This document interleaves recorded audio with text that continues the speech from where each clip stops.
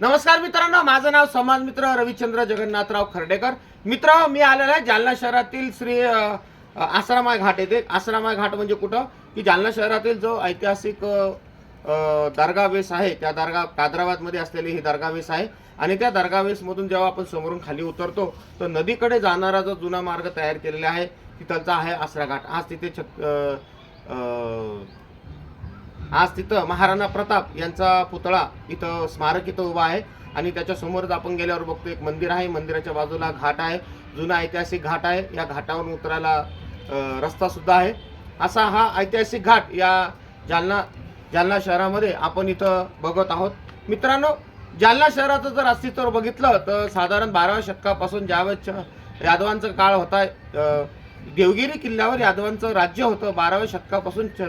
आणि 12व्या शतकापासून जालन्याचं अस्तित्व मानलं जातं। मग ते ऐतिहासिक दस्तावेजामध्ये जालनापूर नाव असो, जालना असो, जलनवा असो, जालना नगरी असो, जानकीपूर असो, असे विविध नावाचे अपभ्रंश करून मराठी, उर्दू, मोडी लिपी अशा विविध भाषांमध्ये या जालना शहराचं नाव आपल्याला ऐतिहासिक दस्तावेजामध्ये बघायला मिळतं।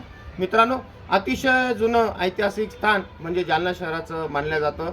मग ते यादवांचं काळ असो, मुघलांचं दख्खनचं राज्य असो, त्यानंतर छत्रपती शाहू महाराजांचा, छत्रपती शिवाजी महाराजांची मोहीम असो, छत्रपती संभाजी महाराज असो, छत्रपती राजाराम महाराज असो, पेशव्यांचा काळ असो, त्यानंतर निजाम सरकार स्टेट असो, त्यानंतर ईस्ट इंडिया कंपनीचं राज्यसुद्धा या जालना शहरामध्ये होतं। त्यानंतर भारत स्वतंत्र झाल्यानंतर आज 2026 मध्ये सुद्धा ही वास्तू अतिशय चांगल्या पद्धतीने उभा आहे। मित्रांनो, अतिशय जुना हा भाग आहे। आणि या भागामध्येच ही जी आपण आश्रमाचा हा जो भाग बघत आहोत, इथं आपल्याला एक शिला पण सुद्धा बघायला मिळते की ते शिळा ही आता काळाच्या ओघामध्ये ऊन वारा पावसामुळे ही आता नामशेष झाले। एक दोन अक्षर काहीतरी आपल्याला उर्दू भाषेमध्ये इथं त्या शिलावर बघायला मिळतात। आता ही शिळा हा जो कॉलम आहे हा शेवटची घटका मोजत आहे। अतिशय जुनी वास्तू आहे ही। दगडी बांधकाम आहे, पायऱ्या आहे नदीमध्ये उतरायला, म्हणजे स्थानिक नागरिकांसाठी त्यावेळेस जो इथलचा राजा किंवा सरदार किंवा वतनदार कुलकर्णी देशमुख जे असतील त्यांनी अतिशय सुंदर पद्धतीने या घाटाची निर्मिती केलेली आहे की जेणेकरून स्थानिक नागरिकांना या नदीचं पाणी त्यावेळेस वापरल्या जात असत। कारण की त्यावेळेस नळ पाण्याचे बोर किंवा नहर अशी काही व्यवस्था नसत। नदीचं पाणीच या स्थानिक नागरिकांसाठी एक पाण्याचा स्रोत मानला जात असत। असं हे कुंडलिकाच्या ठिकाणी, कुंडलिकाच्या घाटावर बसलेलं हे जालना शहर आहे। हे घाट अतिशय मजबूत आजही उभा आहे। या घाटाची आपण मजबूतीकरण बघू शकता। अतिशय जुना असा घाट आहे।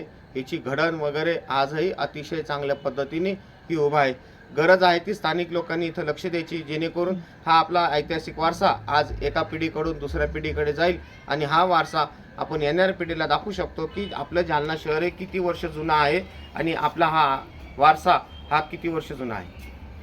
माझं नाव समाज मित्र रविचंद्र जगन्नाथराव खर्डेकर। हा व्हिडिओ जर आवडला असेल तर नक्की लाईक करा, चॅनल सबस्क्राईब करा आणि हा व्हिडिओ इतरांनाही पाठवा की जेणेकरून आपला जालना शहराचा ऐतिहासिक वारसा सगळ्यांना कळेल।